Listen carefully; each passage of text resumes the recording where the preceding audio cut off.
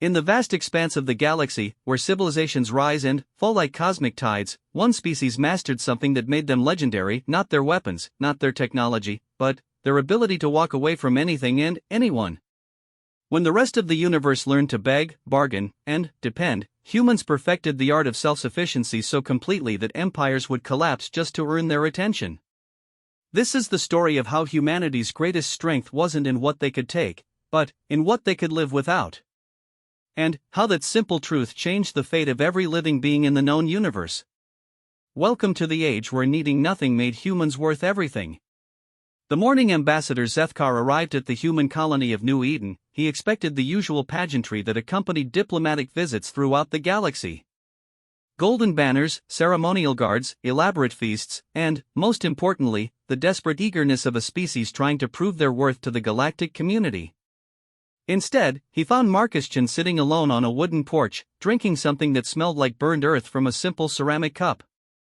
Ambassador Zethkar of the Hegemony Council, the towering reptilian announced, his voice carrying the authority of someone accustomed to immediate attention. His scaled hide glittered with ceremonial jewelry worth more than most planets' annual budgets, and his entourage of 12 officials flanked him in perfect formation. Marcus looked up from his drink, studied the delegation for a moment, then returned his attention to the steam rising from his cup.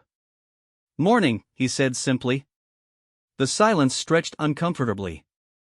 Zethkar's throat sac inflated slightly, a sign of confusion among his species. "I have traveled 17 systems to offer humanity membership in the Galactic Trade Confederation. This is considered the highest honor a developing species can receive."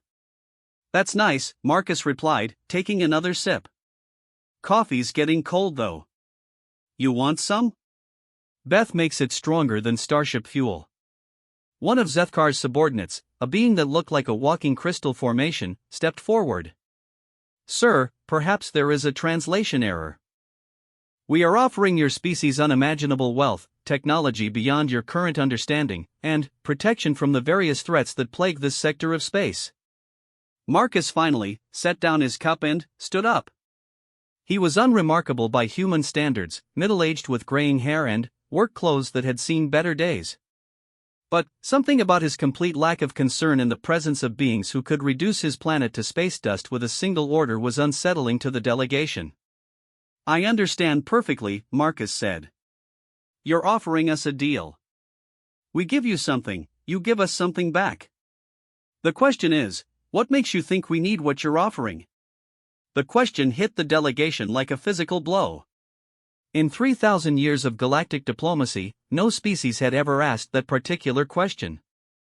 Every civilization encountered by the hegemony had possessed some fundamental need that drove them to negotiation. The silicon-based Christex needed rare minerals. The hive-minded swarm needed territory for expansion. The energy beings of the void courts needed matter to consume. But humans were asking why they should want anything at all. Zethkar recovered first, his diplomatic training kicking in. Every species requires resources, security, knowledge. We can provide all of these things and more. Our technology could extend your lifespans by centuries. Our defensive fleets could protect your worlds from the predator races that roam this sector. Our trade networks could bring you luxuries beyond imagination. Marcus walked to the edge of his porch and looked out over the colony. New Eden stretched before them, a collection of modest buildings surrounded by agricultural fields and workshops. People moved about their daily business with the unhurried confidence of those who had everything they needed. Children played in dusty streets while their parents tended gardens or crafted goods in small shops. It was thoroughly unremarkable and utterly self-contained. "See that woman over there?" Marcus pointed to an elderly human working in a vegetable garden. "That's Sarah Martinez. She's 93 years old and still grows enough food to feed 12 families. Never needed life extension technology to find meaning in her days." He shifted his pointing finger to a group of children building something with scrap metal. "Those kids there? They're designing their own toys because store-bought ones aren't creative enough for them. Don't need galactic entertainment networks." The crystal being made a sound like wind chimes in a storm. "But surely you must want protection." The devourer fleets have been seen in neighboring systems. They consume everything in their path, leaving nothing but dead worlds behind them. Might be a problem, Marcus acknowledged. If they show up, we'll handle it. Handle it? Zethkar's voice rose in pitch. The devourers have destroyed civilizations with technology far in advance of your own. How could you possibly handle them? Marcus smiled, and there was something in that expression that made several delegation members step backward unconsciously. Same way we've handled every other problem for the last 50,000 years. We'll figure it out, adapt, and keep going. Worked out pretty well so far. The delegation exchanged glances that didn't require translation. This was not going according to any protocol they knew. Species were supposed to want things. They were supposed to need things. The entire structure of galactic civilization was based on mutual dependence and the trading of needs. But these humans seem to operate on an entirely different principle. Perhaps we could discuss specific technologies, the crystal being suggested desperately. Faster-than-light communication across unlimited distances. Medical treatments that could eliminate disease entirely. Computing systems that could solve problems in seconds that would take your current technology millennia to process. That does sound impressive, Marcus admitted. But, I've got to ask, what's the cost? Nothing's free in this universe, and I doubt you traveled all this way just to hand out presents. Zethkar's diplomatic smile became strained. Naturally, there would be certain obligations. Membership in the Confederation requires contribution to mutual defense, participation in the economic framework, and adherence to certain galactic laws and customs. Ah, Marcus said, understanding flooding his voice.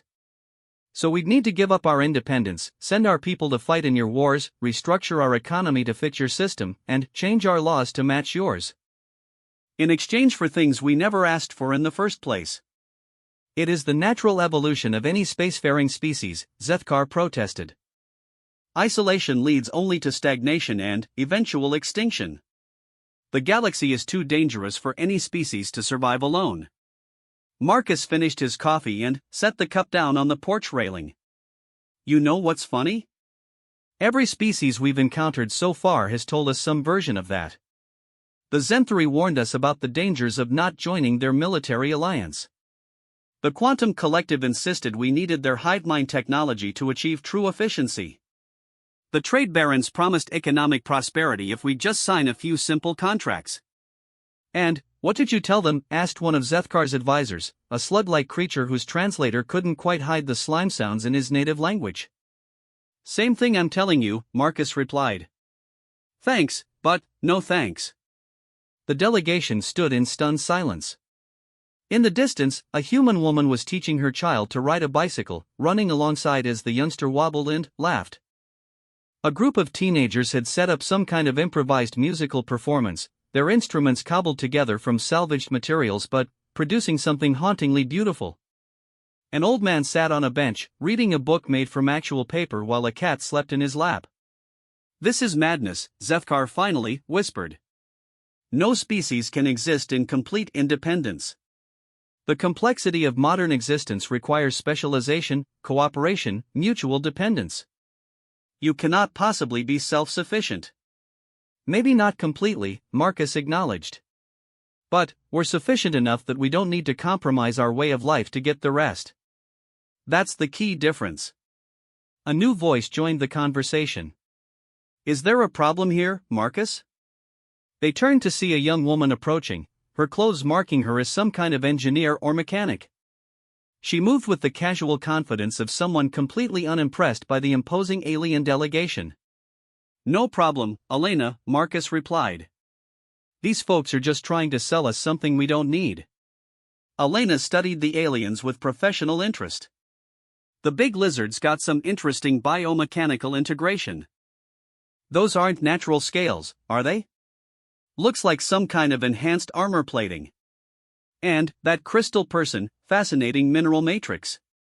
I bet their cognitive processing is distributed throughout their entire body structure rather than centralized in a brain analog. Zethkar's threat display activated involuntarily, his scales bristling and color shifting to deep crimson. How could you possibly know that? That information is classified at the highest levels of hegemony security. Elena shrugged. Spent about 10 minutes looking at you. It's not that complicated if you know what to look for. We humans are pretty good at figuring things out. She turned to Marcus. Beth sent me to tell you lunch is ready. She's made that stew you like. Thanks. I'll be right there. Marcus turned back to the delegation. Well, Ambassador, I appreciate you stopping by. If you want to stick around and see the colony, you're welcome to do that. But, as for your offer, we're going to have to pass. You cannot simply refuse, Zethkar protested. This is not how galactic diplomacy works. There must be negotiation, compromise, finding mutual benefit. Sure, there must be, Marcus agreed. For species that need to negotiate. We don't need to, so we don't. He started walking toward the main building where the scent of cooking food was beginning to drift. You folks have a safe trip back. The delegation watched him go, their certainty about how the universe worked crumbling around them. Elena lingered for a moment, still studying them with scientific curiosity. You know, she said conversationally, if you really want to understand humans, you might want to stick around for a few days. Watch how we do things. Might be educational. And, why would we waste time on such an exercise, the crystal being asked stiffly. Elena's smile was radiant with the joy of someone about to share a favorite discovery. Because we're the only species in the galaxy that's mastered the art of not needing you. And, that makes us something you've never encountered before. She paused, her expression becoming more serious. Something you might want to understand before you write us off completely. With that, she followed Marcus toward the building, leaving the delegation standing alone in the human colony, surrounded by people who seemed genuinely content with their simple, independent lives. Zethkar's advisors clustered around him, speaking in rapid bursts of their various languages. The consensus was clear even without translation, they had never encountered anything like this before. Every species they had ever contacted had wanted something, needed something, feared something. But, these humans seemed to genuinely not care about anything the hegemony had to offer. Sir, the slug creature advisor gurgled, perhaps we should report back to the council. This situation requires analysis beyond our current protocols. No, Zethkar said slowly, his eyes following the humans going about their daily routines. Elena was right. We need to understand this before we can properly respond. Set up a temporary observation post. I want to know everything about how these humans function. As his subordinates began organizing their extended stay, Zethkar found himself watching a group of human children who had apparently overheard the entire conversation. They were now engaged in an elaborate game that seemed to involve pretending to be various alien species making increasingly ridiculous offers to trade imaginary goods. Their laughter carried across the colony square, bright and unconcerned. For the first time in his diplomatic career, Zethkar realized he might be dealing with something that would change everything he thought he knew about how civilizations worked. And, the most unsettling part was that the humans didn't seem to care whether he understood them or not. They were perfectly content to remain a mystery. That night, as the delegation set up their monitoring equipment, they intercepted human communications discussing their visit.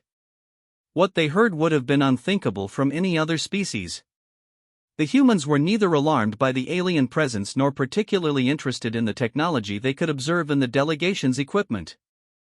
Instead, they were discussing whether to invite the visitors to their weekly community dinner, debating the logistics of accommodating different dietary requirements and whether the translator technology would work well enough for proper conversation.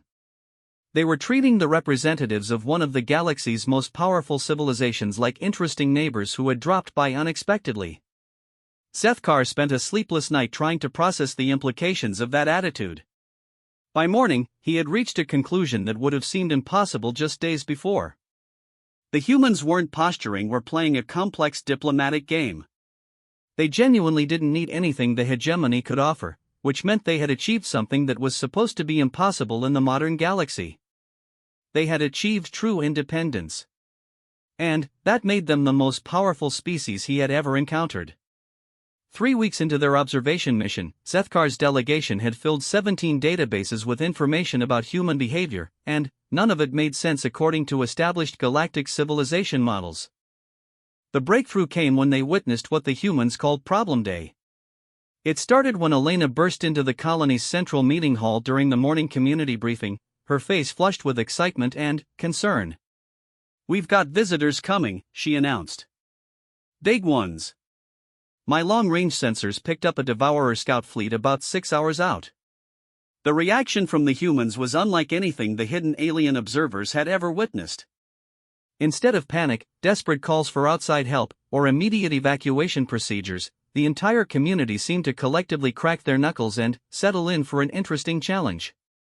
"How many ships?" asked Sarah Martinez, the elderly woman they had seen gardening. She had somehow transformed from a gentle grandmother into someone who radiated quiet competence. "Looks like 12 vessels," Elena replied, consulting a handheld device that the delegation's advanced sensors could barely detect. "Standard Devourer configuration, so probably a full consumption fleet. They'll strip everything organic from the planet if we let them land." Marcus stood up from where he had been reviewing agricultural reports.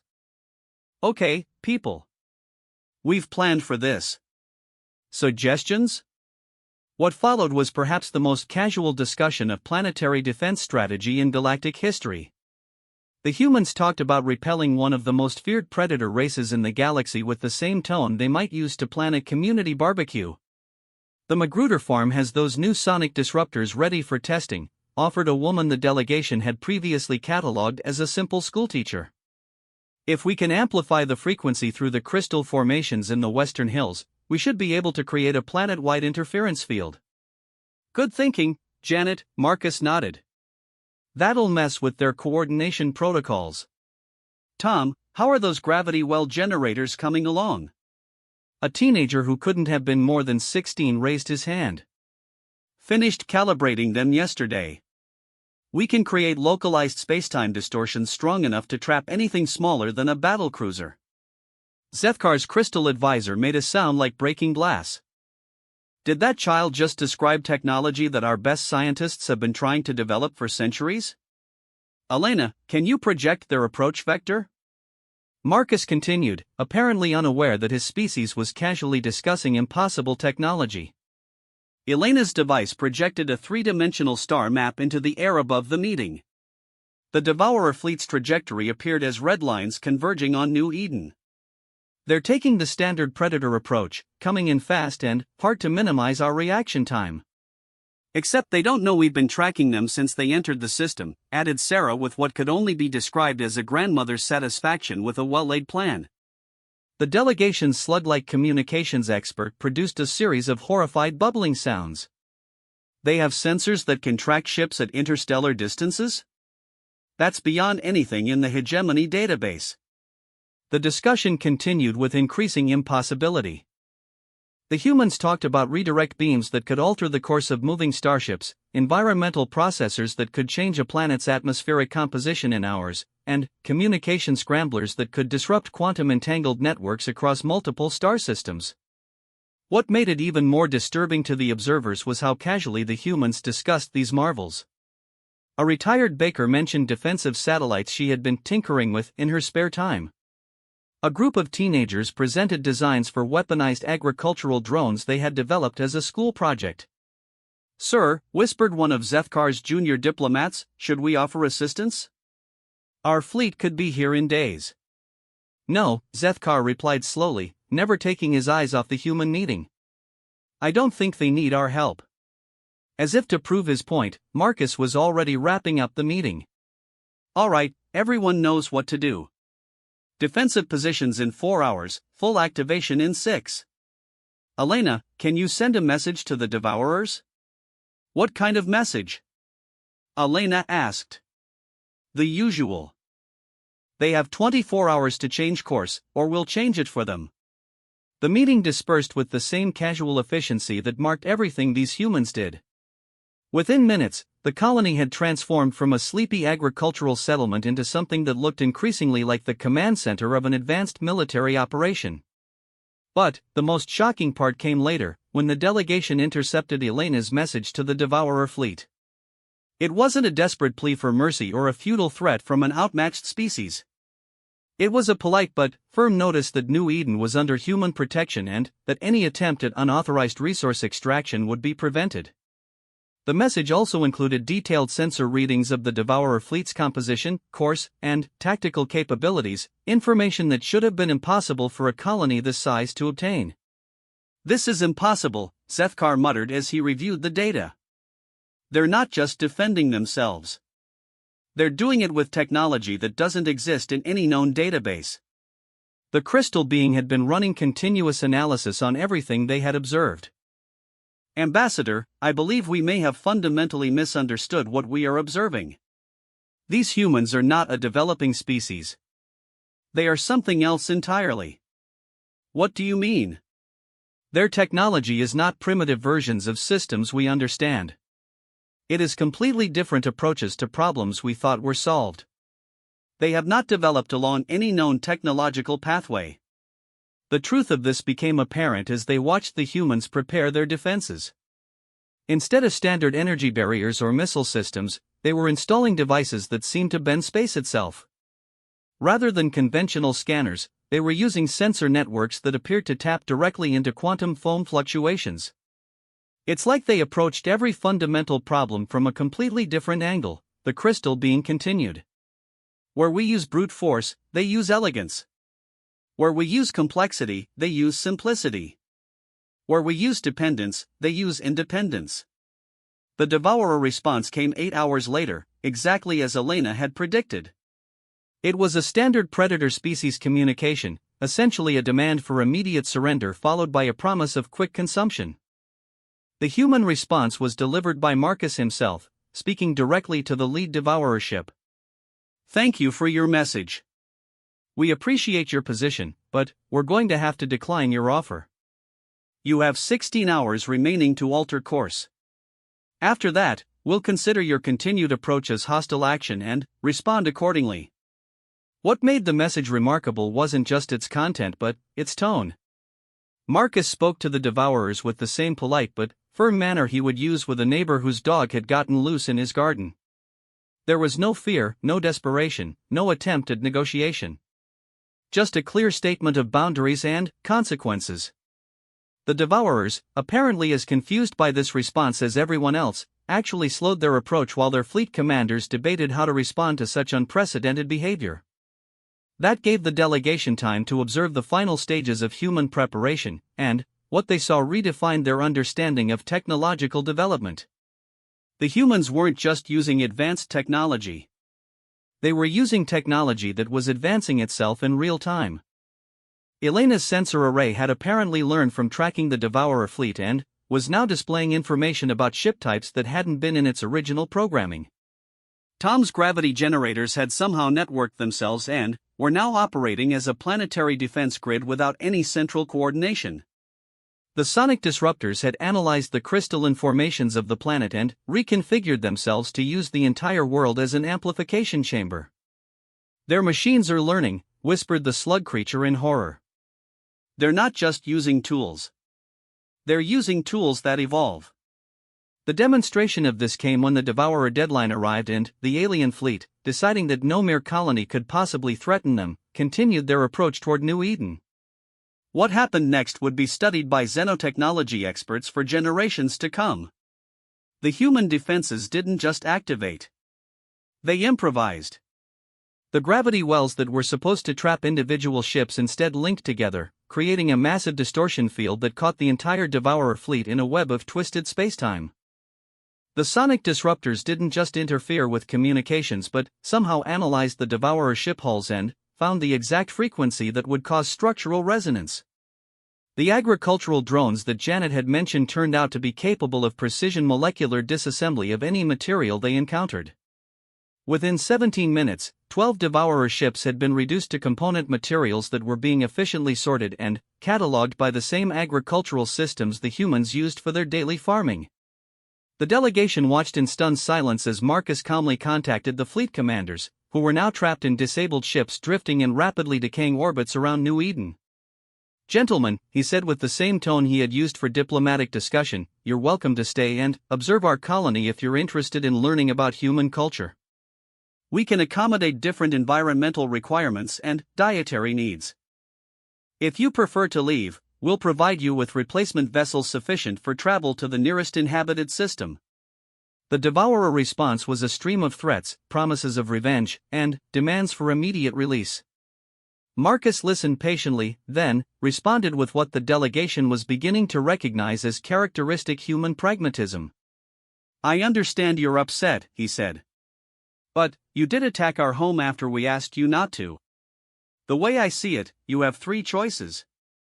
You can accept our hospitality and learn something new. You can take our offer of transportation and leave peacefully. Or you can continue making threats, in which case we'll assume you're still hostile and respond accordingly." The unspoken implication was clear. The humans had just demonstrated that they could dismantle a devourer fleet as easily as they might harvest vegetables from their gardens. Whatever responding accordingly might mean, it wouldn't end well for the attackers. What made the situation even more surreal was that during this entire planetary defense operation, the normal life of the colony had continued unchanged. Children still attended school, people still tended their gardens, and someone was still making the aromatic beverage Marcus favored for his morning routine. The humans had defended their world from one of the galaxy's most feared predator races without missing lunch. By evening, half the devourer commanders had accepted Marcus's offer of replacement vessels and departed with unseemly haste. The other half, apparently driven by scientific curiosity that overrode their predator instincts, had accepted the invitation to observe human society. The delegation watched these former enemies walking through the colony, their natural aggression replaced by fascination as they tried to understand how the humans had made their impossible technology work. "Sir," the crystal being said that night as they compiled their daily report, "I don't think we're observing a primitive species anymore." "What are we observing then?" Sethkar asked, though he suspected he already knew the answer. "I think we're observing the future.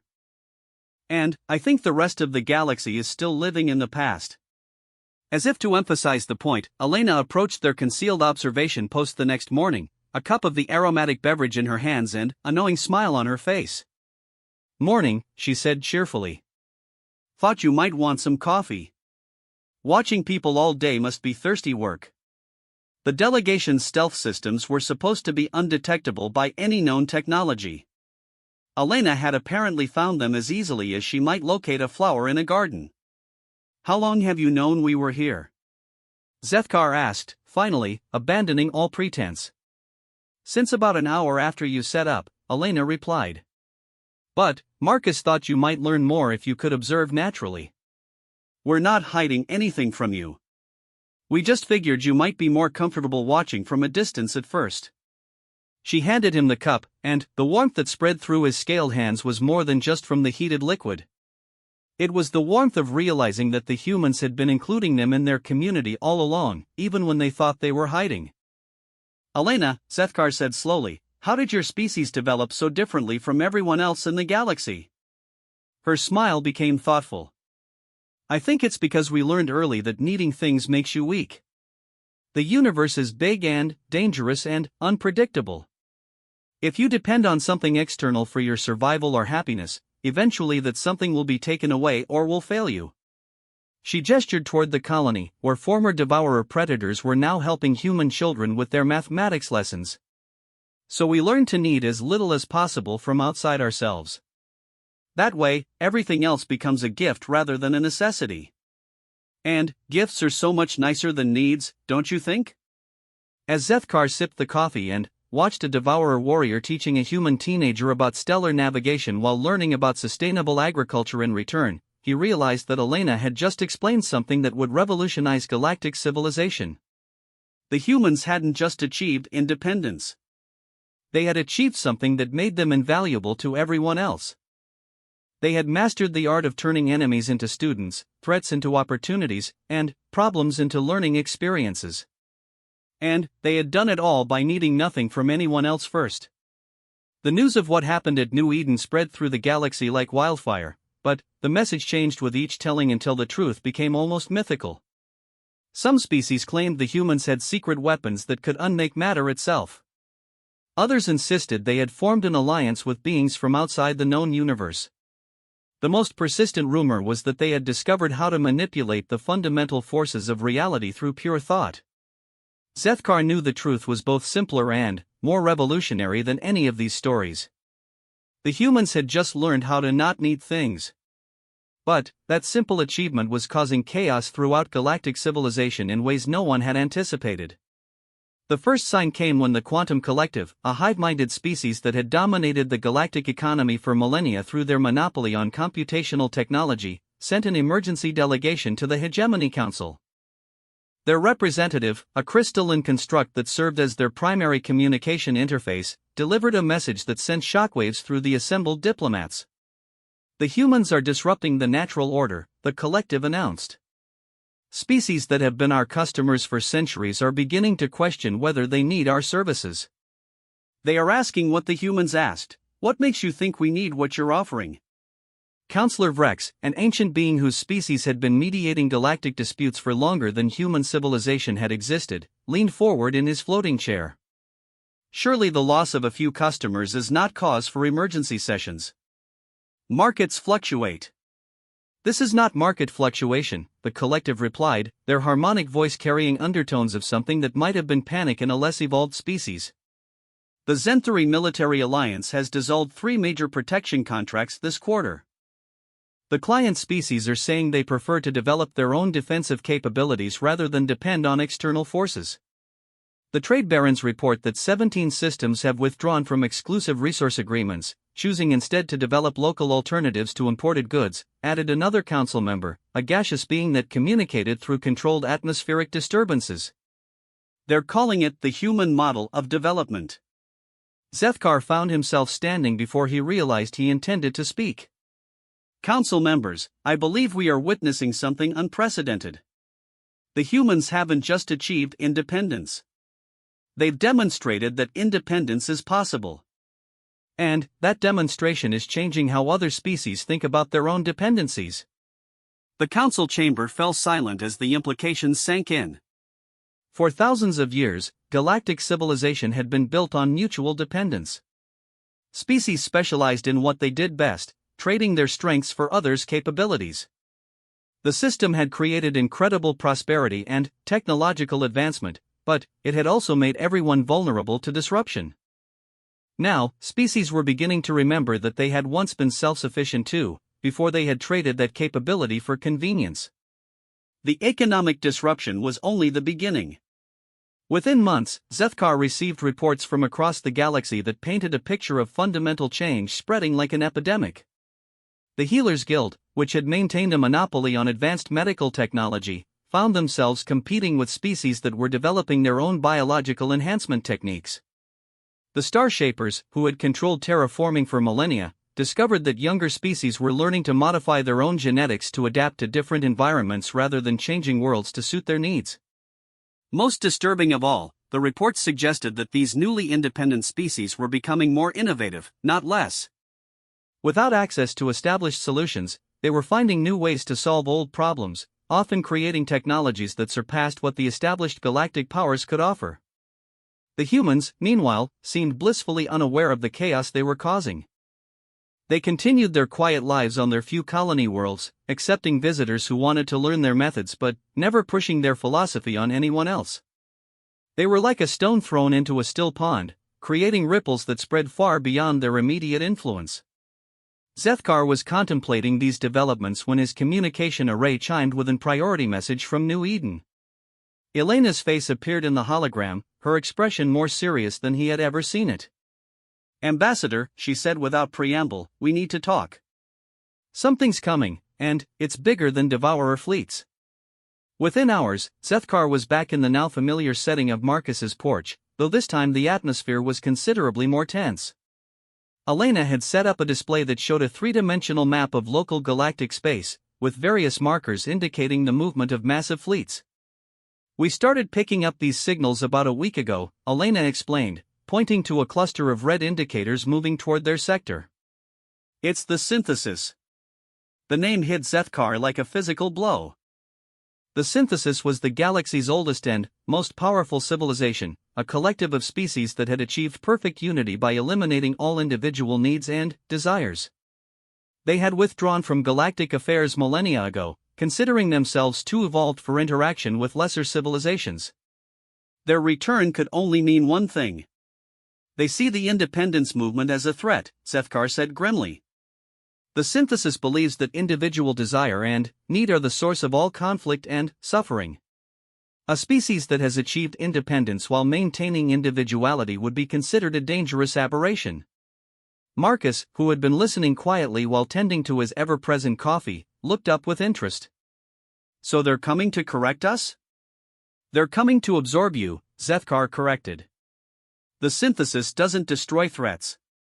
It incorporates them, removing what it sees as the harmful elements of individuality while preserving useful capabilities. Elena studied the approaching fleet markers. How many ships are we talking about? If this is a full synthesis response, approximately 10,000 vessels, each the size of a small moon, Esycho replied. They don't fight wars in the traditional sense. They simply overwhelm opposition through sheer scale and, then, begin the absorption process. Absorption process? Marcus asked, though his tone suggested he already suspected the answer. They dissolve individual consciousness into the collective. You would become part of the synthesis, your knowledge and capabilities preserved, but your independence eliminated forever. It's considered the highest form of evolution by their standards. Elena and Marcus exchanged a look that Esycho was beginning to recognize as distinctly human. It was the same expression they had worn when facing the Devourer fleet, a combination of thoughtful assessment and quiet confidence that suggested they were already several steps ahead of their supposed superiors. Well, Marcus said finally, I suppose we should let the other colonies know they might have visitors. The casual response to an existential threat was so thoroughly human that Esycho almost laughed despite the gravity of the situation. Marcus, you don't understand. This isn't like the Devourers. The synthesis has resources that dwarf anything in the known galaxy. They've been perfecting their capabilities for longer than most species have existed. I understand perfectly, Marcus replied. They think they can force us to become something we're not. They're wrong, but I understand their position. He stood up and stretched, as if preparing for a day of ordinary work. Elena, how long before they arrive? At their current speed, about 2 weeks, Elena replied, already making notes on her handheld device. That should be enough time. Enough time for what? Esycho asked in bewilderment. To get ready, Marcus said simply. Same as always. What followed was perhaps the most extensive preparation effort Esycho had ever witnessed, and it took place across all human colonies simultaneously with a level of coordination that should have been impossible without centralized command structures. Yet the humans managed it through what they called consensus networking, a decision-making process that somehow allowed independent communities to act in perfect harmony without anyone actually being in charge. The human response to the synthesis threat revealed capabilities that no one, including Esycho's extensive intelligence networks, had suspected existed. Instead of just the handful of agricultural colonies everyone knew about, the humans had apparently established settlements throughout the sector, each one specialized for different environmental conditions but all sharing the same fundamental philosophy of independence. There were human communities in asteroid belts that had learned to survive in hard vacuum, developing technologies that allowed them to process raw materials at the molecular level without any external infrastructure. Ocean worlds hosted human settlements that had adapted to aquatic environments, creating biological systems that could maintain technological civilization underwater. Desert planets supported communities that had mastered energy collection and conservation to such a degree that they could maintain comfortable living conditions in environments that would kill most galactic species within minutes. Most remarkably, there were human outposts in deep space itself, communities that lived aboard structures built from harvested asteroids and comets, completely independent of planetary resources. These space dwellers had apparently developed technologies that could extract everything they needed from the quantum foam of empty space itself. How many humans are there? Esycho asked Elena as reports continued streaming in from previously unknown settlements. About 3 billion, spread across a couple hundred worlds and a few thousand deep space installations, Elena replied absently, her attention focused on coordinating defensive preparations across impossible distances. The number was staggering. Most galactic civilizations contained only a few million individuals, specialization having made large populations unnecessary. But the humans had grown while maintaining complete independence, each community self-sufficient but connected to the others through voluntary cooperation. But how do you coordinate across such vast distances? Zethkar persisted. Even quantum communication has limitations. Elena's smile contained that particular human quality of finding joy in problems others considered impossible. We don't coordinate. We don't need to. Every human community learns to solve the same fundamental problem: how to live well without needing anything from outside themselves. Once you master that, responding to external threats becomes just another application of the same principle. As if to demonstrate her point, reports began arriving from across human space showing each community developing its own unique response to the synthesis threat. The asteroid belt settlements were constructing what appeared to be gravity manipulation devices on a scale that dwarfed anything the synthesis had ever encountered. The ocean worlds were growing biological constructs that could apparently survive in space while maintaining the problem-solving capabilities of living systems. The desert colonies were building solar collection arrays that could gather and focus stellar energy with surgical precision. The deep space communities were doing something that hurt Zethkar's brain to contemplate. They were apparently modifying local spacetime itself, creating regions where the normal laws of physics operated according to human preferences rather than universal constants. "This is impossible," Zethkar muttered as he reviewed the technical specifications streaming in from human settlements. "You're describing capabilities that exceed what the synthesis has developed in millions of years of evolution." "It's not about evolution," Marcus corrected gently. "It's about approach. The synthesis achieved unity by eliminating individual creativity and need. That makes them very efficient at implementing known solutions, but terrible at developing new ones. They're like a perfect machine that can only do what it was designed for." Elena looked up from her coordination efforts. "We're like a collection of artists who learn to paint without needing to buy paints, brushes, or canvas. Every human community becomes a unique expression of the same fundamental principle, which means we've been developing thousands of different approaches to the same problems for centuries.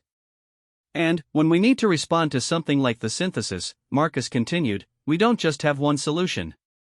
We have thousands, each adapted to different conditions but all based on the same core philosophy." The truth of this became apparent when the synthesis fleet arrived at the edge of human space exactly on Elena's predicted schedule. Their approach was methodical and overwhelming, 10,000 massive vessels moving in perfect formation toward the various human settlements with the irresistible force of a stellar phenomenon. The synthesis broadcast preceded their physical arrival, transmitted on every communication frequency simultaneously with the kind of technological power that could overwhelm most species' ability to think clearly. "Beings of the human designation," the message began in perfect, emotionless harmony, "you have achieved an approximation of independence that approaches optimal efficiency. However, your retention of individual consciousness introduces variables that prevent perfect implementation of your capabilities. We will integrate your useful characteristics while eliminating the inefficiencies of personal identity. This process will commence upon our arrival. Resistance is not recommended, as it introduces additional variables without improving outcomes." The human response was delivered by a child.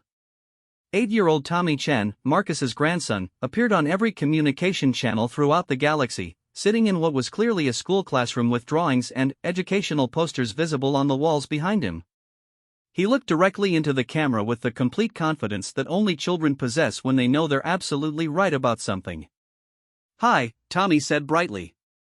"We got your message, and thanks for letting us know you're coming. But we don't want to be absorbed into your collective, so we're going to ask you to please not do that. If you try to make us join you anyway, we'll have to stop you, and that might hurt your feelings. We'd rather be friends if you want, but it's okay if you don't."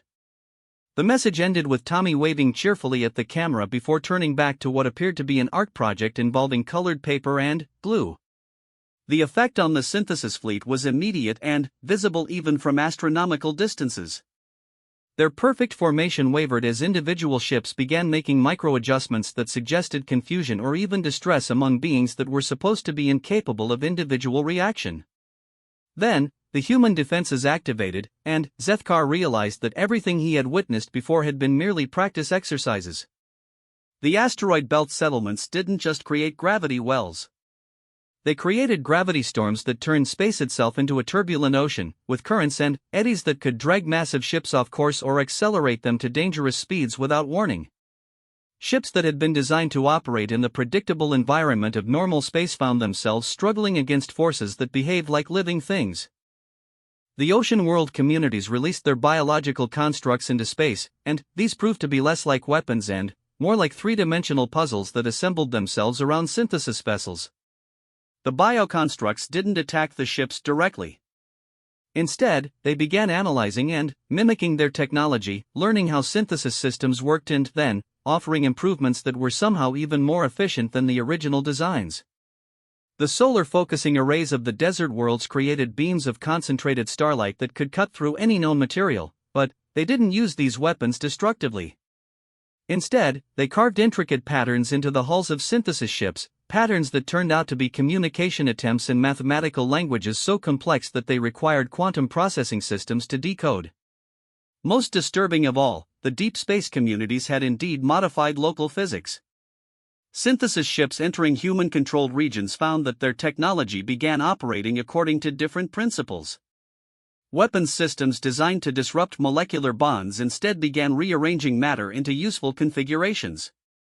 Communication arrays meant to override individual consciousness started broadcasting poetry in languages that had never been invented.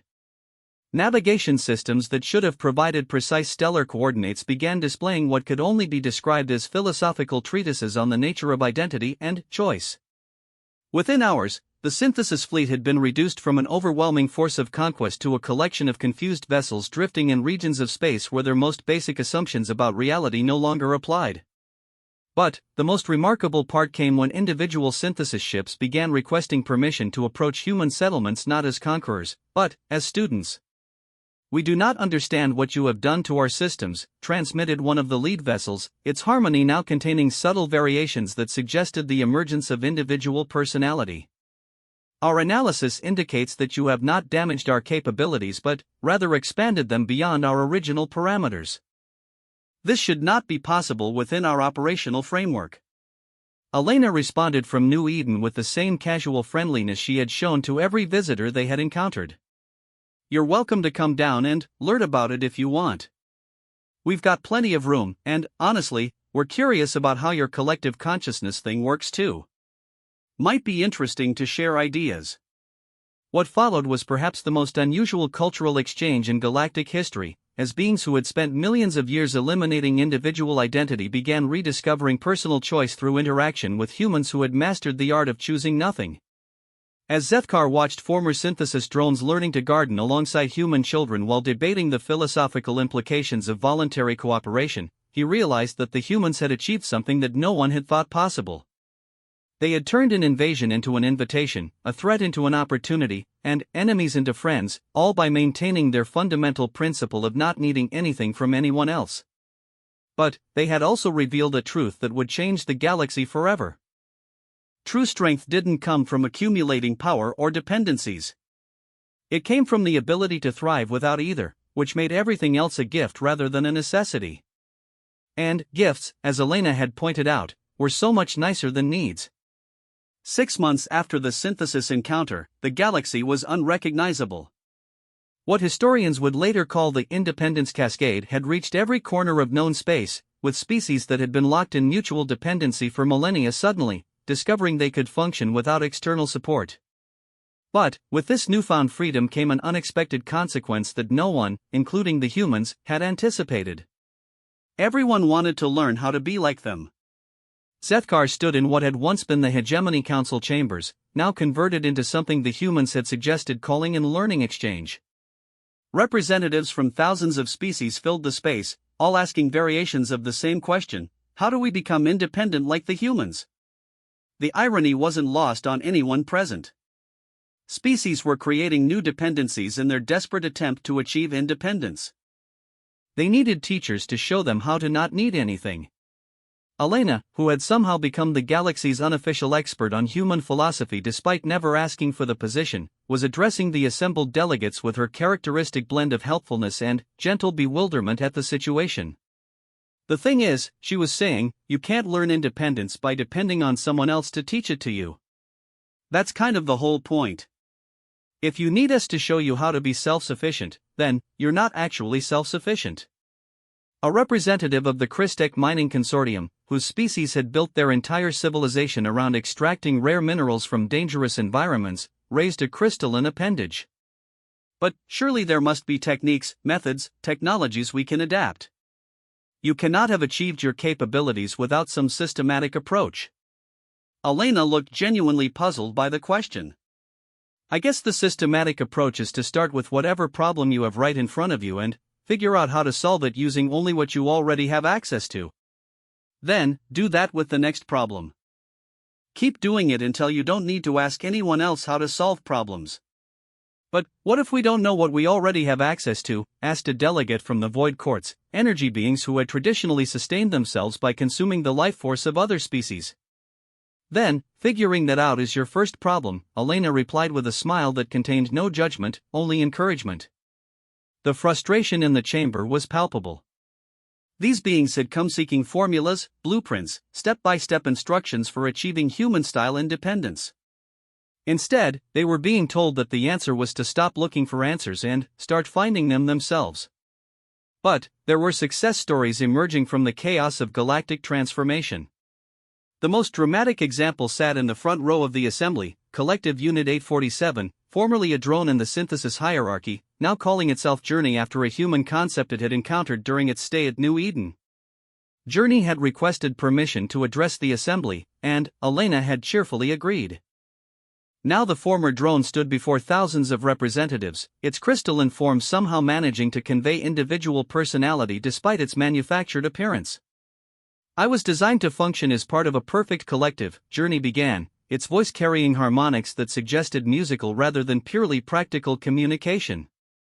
My consciousness was linked to millions of others, my decisions were made by consensus algorithms, and my actions were predetermined by optimal efficiency calculations. I had no needs because the collective anticipated and fulfilled all requirements before they could become conscious desires. The chamber listened in fascination. The synthesis had been mysterious for so long that many species had theories about their true nature, but no one had ever heard a first-hand account from someone who had experienced collective consciousness. When I encountered humans, I expected to analyze their inefficient individual decision-making processes and integrate them into our collective framework. Instead, I discovered something that should have been impossible. The humans were more efficient than we were, not despite their individuality but because of it. Murmurs of interest rippled through the assembly. This contradicted everything galactic civilization thought it understood about collective versus individual intelligence.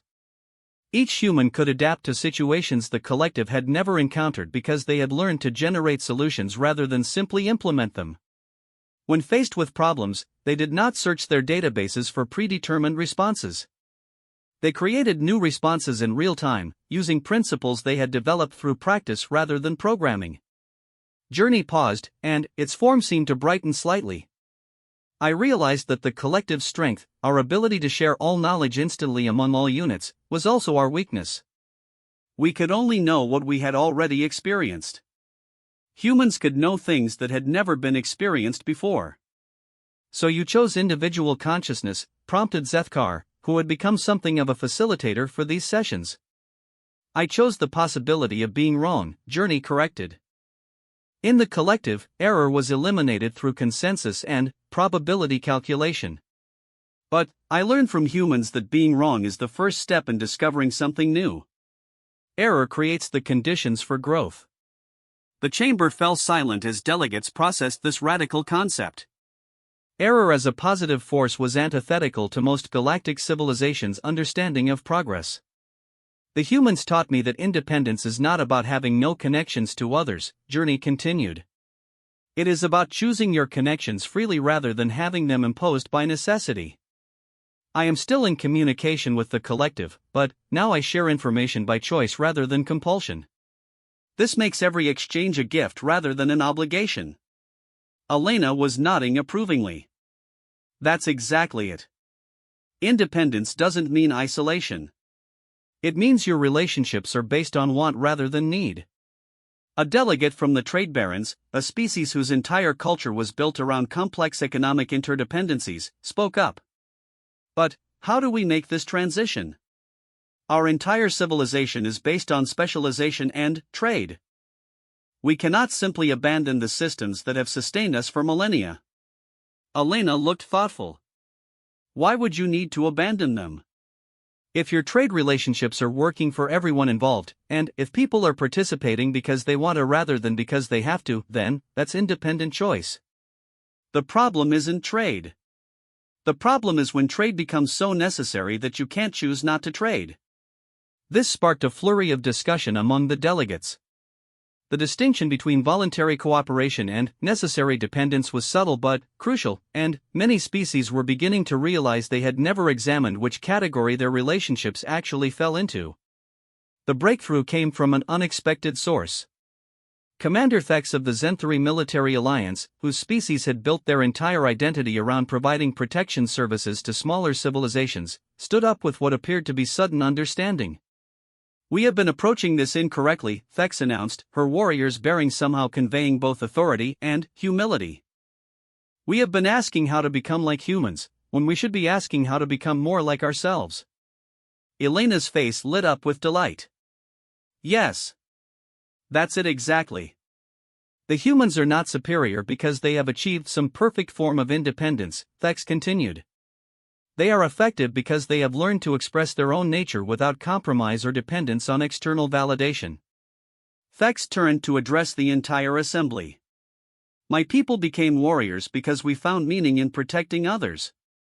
But, over time, this became an economic necessity rather than a cultural choice.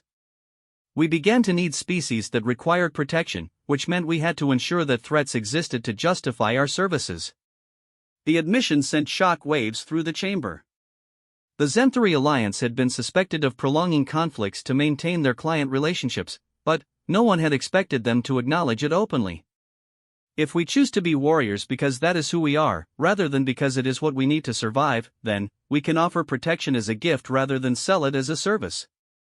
This would make us stronger, not weaker, because our actions would be aligned with our values rather than compromised by our necessities. Elena started clapping, her applause quickly spreading throughout the chamber. You've got it. That's exactly what independence means. It's not about not needing anyone. It's about choosing who you want to be without external pressure. What followed was perhaps the most productive session of interspecies dialogue in galactic history. As delegates began examining their own civilizations through the lens of choice versus necessity, patterns emerged that no one had previously recognized.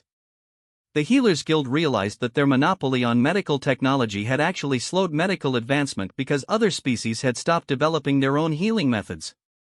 By sharing their knowledge freely rather than controlling it, they could accelerate medical progress throughout the galaxy.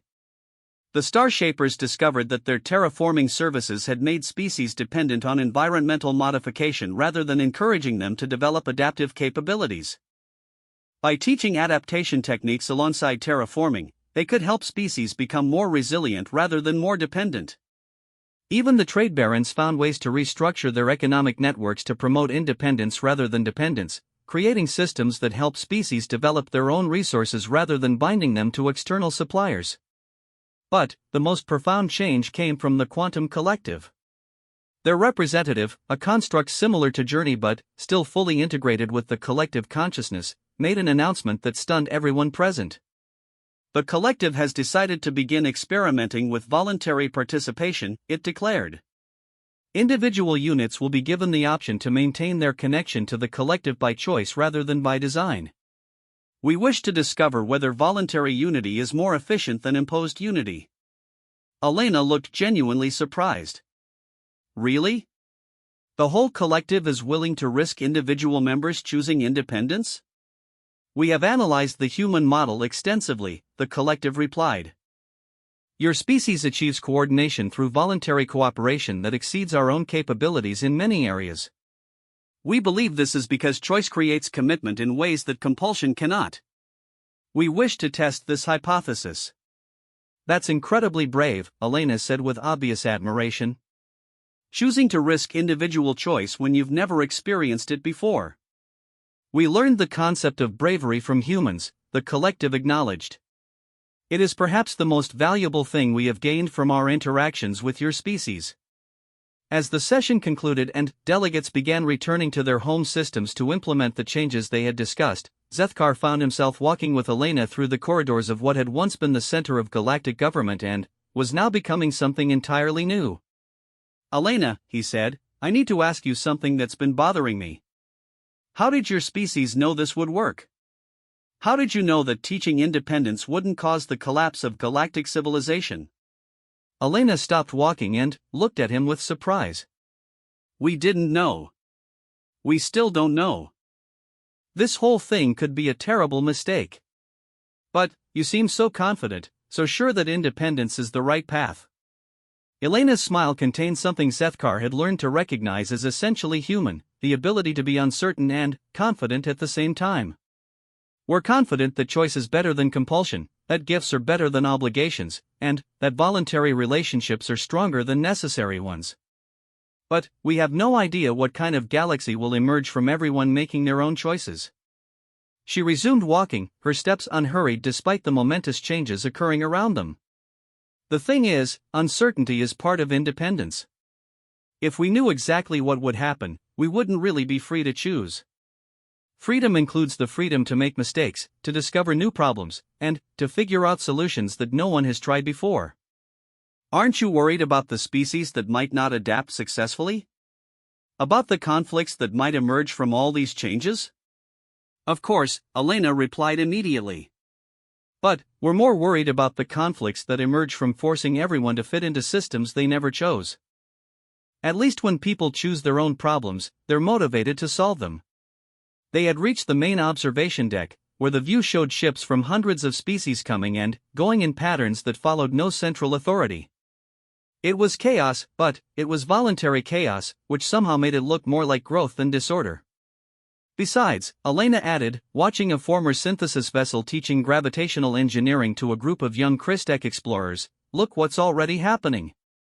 Species that have been enemies for thousands of years are choosing to collaborate because they want to, not because they have to.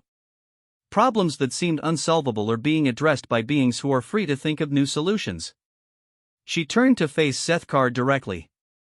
The galaxy is becoming something it's never been before. We don't know what that something will be, but we know it will be chosen rather than imposed. And that makes it worth the uncertainty. As if to emphasize her point, a message arrived from the Outer Rim territories reporting that 3 species that had been locked in resource conflicts for centuries had just announced a joint exploration project to develop new energy sources that would make their old disputes irrelevant. Another message reported that the former client species of the Zenthri Alliance had formed their own mutual defense network, then invited the Zenthri to join as partners rather than protectors. A third message announced that the Healers Guild had opened their first free medical knowledge sharing center, and applications for collaboration were arriving faster than they could process them. The galaxy was transforming itself through voluntary choice at a pace that exceeded anything that had been achieved through centralized planning or imposed cooperation. Elena, Zethkar said slowly, I think I understand now why humans are so valuable to the rest of the galaxy. Oh? Why's that? You're not just teaching independence. You're demonstrating that it's possible to choose cooperation without sacrificing freedom. That might be the most important discovery in galactic history. Elena's smile was radiant with the joy of someone who had watched a favorite student understand a difficult concept. And, the best part is, now that everyone knows it's possible, they can figure out their own ways of doing it. We don't have to be teachers anymore. We can just be friends. As they watched the voluntary chaos of interspecies cooperation unfolding in the space around them, Zethkar realized that the humans had achieved something even more remarkable than independence. They had made themselves unnecessary while becoming invaluable. And that paradox was perhaps the most human thing of all. 5 years after the independence cascade began, the galaxy had settled into patterns that would have been unimaginable during the age of enforced interdependence. The old power structures hadn't collapsed, they had simply become voluntary associations that species could choose to join or leave based on their own interests and values. But this freedom had created a new kind of challenge that no one had anticipated. With everyone achieving various degrees of independence, a new question emerged: in a galaxy where every species could survive on their own, what made some civilizations more valued than others? The answer came from an unexpected source, and it would establish the final principle that made humans truly unique in galactic civilization. Zethkar was in the middle of reviewing trade agreements between the newly autonomous sectors when Elena contacted him with unusual urgency in her voice. "Ambassador, we need you to come to New Eden immediately. We're dealing with something we've never encountered before." When Zethkar arrived at the human colony, he found it bustling with activity that seemed somehow different from the usual human purposefulness. There was an undercurrent of excitement mixed with something that might have been concern, a combination that suggested the humans were facing a problem they found genuinely interesting rather than simply challenging. Marcus met him at the landing pad, his expression carrying that particular look of someone who had encountered a puzzle that was proving more complex than expected. "Thanks for coming, Zethkar. We've got what you might call a philosophical crisis on our hands." "What kind of philosophical crisis?" Zethkar asked as they walked toward the community center. "The kind that makes you question whether you're doing the right thing," Marcus replied. "Come on, you need to hear this directly." The community center was packed with humans and representatives from dozens of other species, but the focus of attention was a group of beings Zethkar had never seen before. They were roughly humanoid but seemed to be composed of some kind of crystalline material that shifted between transparency and opacity as they moved. Their spokesman, if that was the right term, was addressing the gathered crowd with a voice that sounded like music played through crystal resonance. "We are the eternal wanderers," the being was saying. "We have traveled the galaxy for over 1,000,000 years, seeking meaning and purpose. We have witnessed the rise and fall of countless civilizations, learned from thousands of species, and mastered technologies that predate most current galactic powers." Elena, who was sitting near the front of the gathering, raised her hand. "That's impressive, but I'm not sure I understand what you need from us." The Wanderer's form shimmered with what might have been amusement. "We need nothing from you. That is precisely why we are here. In our 1,000,000 years of existence, we have encountered every form of civilization, every approach to survival, every philosophy of existence. We have learned to need nothing from any external source." Marcus leaned forward with interest. "So you've achieved the same kind of independence we have?" "Far more completely," the Wanderer replied without arrogance, simply as a statement of fact. "We have transcended physical needs entirely. We require no food, no shelter, no resources of any kind. We have mastered death itself, making our existence truly eternal. We are independent in every possible sense." The gathering fell silent as the implications sank in. Here was a species that had achieved everything humans aspired to, taken to its logical extreme. "So what's the problem?" Elena asked, though her tone suggested she suspected she already knew. The Wanderer's form darkened slightly, a change that conveyed sadness more eloquently than words could have managed. "The problem is that we have become meaningless. In achieving perfect independence, we have eliminated our capacity to contribute anything of value to others. We need nothing, so we can create no relationships. We have learned everything, so we can offer no surprises. We have transcended all limitations, so we can provide no inspiration." Another wanderer, this one cycling through shades of deep blue, joined the conversation. "We watched your species spread independence throughout the galaxy, and we thought we had found kindred spirits. But, when we observed more carefully, we discovered that humans had achieved something we had not." "What's that?" Marcus asked gently. "You remained valuable to others while needing nothing from them," the Blue Wanderer replied. "This seemed impossible to us.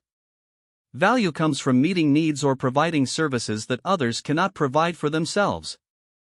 If no one needs anything, how can anyone be valuable?" Elena and Marcus exchanged one of their characteristic looks, the kind that suggested a conversation that had been going on for years in just a few seconds of eye contact. "I think I see the issue," Elena said slowly. "You've mastered the art of needing nothing, but you never learned the art of being wanted." The Wanderer's forms brightened with what was clearly intense interest. "Explain this distinction." "In our understanding, want and need are simply different intensities of the same desire."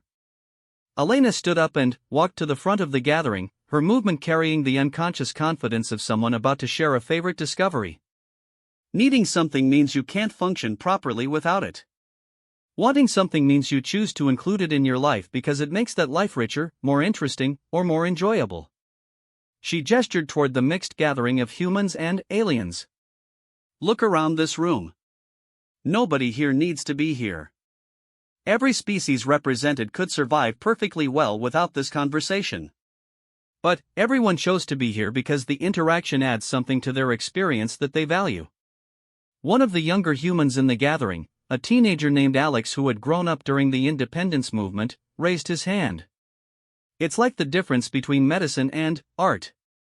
You need medicine when you're sick, but you want art because it makes being healthy more interesting." The Wanderer's spokesman's forms cycled through several colors rapidly, a display that suggested intense cognitive processing. You are suggesting that there are forms of value that exist independent of necessity? Not just independent of necessity, Marcus corrected. Value that exists because there is no necessity. When someone chooses to spend time with you even though they don't need to, that choice means more than any relationship based on mutual dependence. "But how do you create such value?" asked the Blue Wanderer. "If you cannot meet needs, what can you offer?" Elena's smile carried the particular warmth of someone about to share their favorite secret. "You offer yourself. Your unique perspective, your individual way of experiencing and interpreting reality, your particular approach to solving problems and creating beauty." She walked over to where Journey, the former synthesis drone, was sitting with several other beings who had made similar transitions to independence. "Journey, why do people seek you out for conversations even though they don't need your advice?" Journey's crystalline form resonated with harmonics that had become more musical over the years. "Because my experience of discovering individual consciousness provides a perspective that others find interesting or useful for their own growth.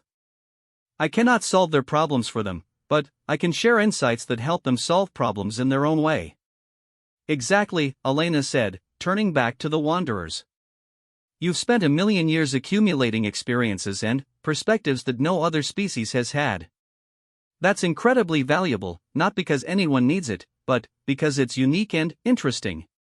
"But we have shared our knowledge with countless species," protested one of the other Wanderers. "We have offered our insights freely to anyone who would listen." "Have you?" Marcus asked quietly. "Or have you offered lessons and teachings based on your knowledge?"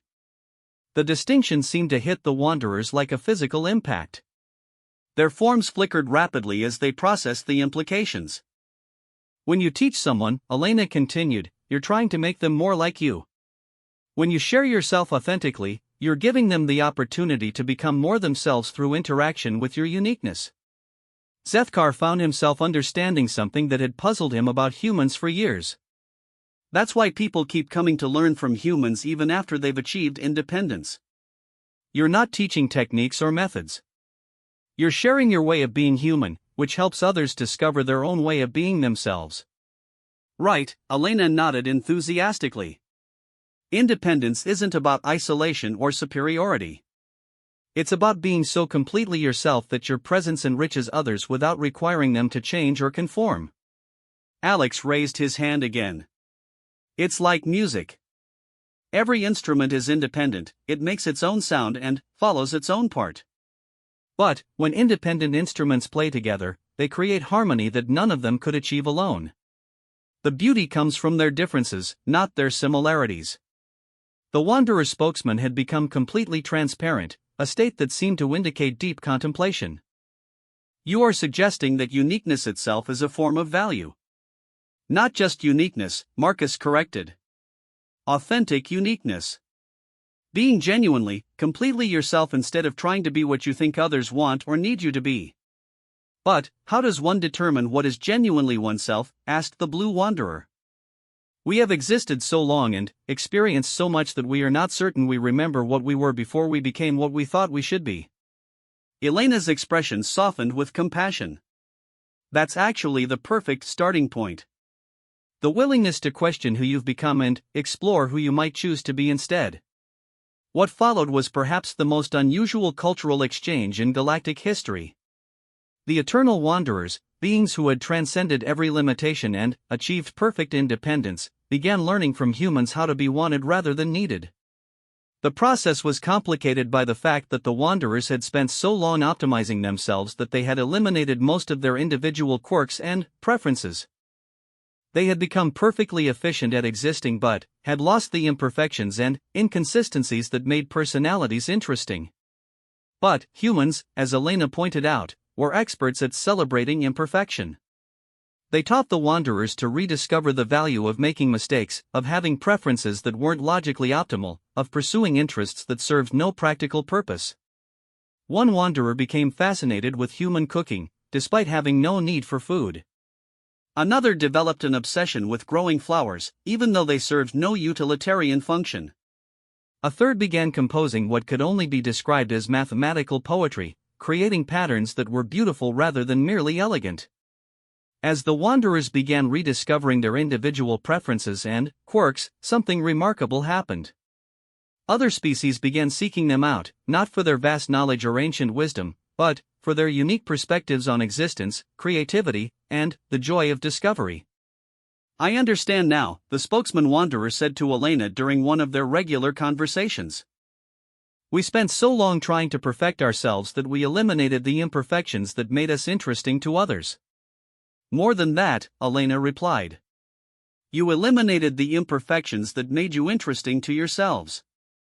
Perfect beings can't grow, can't be surprised, can't experience the joy of unexpected discovery. The Wanderer's form shimmered with what had become his characteristic expression of humor. We achieved immortality but lost the capacity for novelty.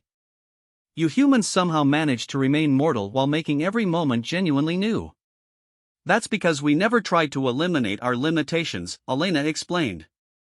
We just learned to work with them creatively. Our mortality makes every moment precious. Our ignorance makes discovery possible. Our imperfection makes improvement meaningful. The conversation was interrupted by Alex, who had been working on a project with several of the Wanderers. Elena, you've got to see this. The Wanderers have figured out how to make music using gravitational waves. They rushed outside to find one of the Wanderers manipulating local spacetime to create rhythm patterns that could be felt as much as heard.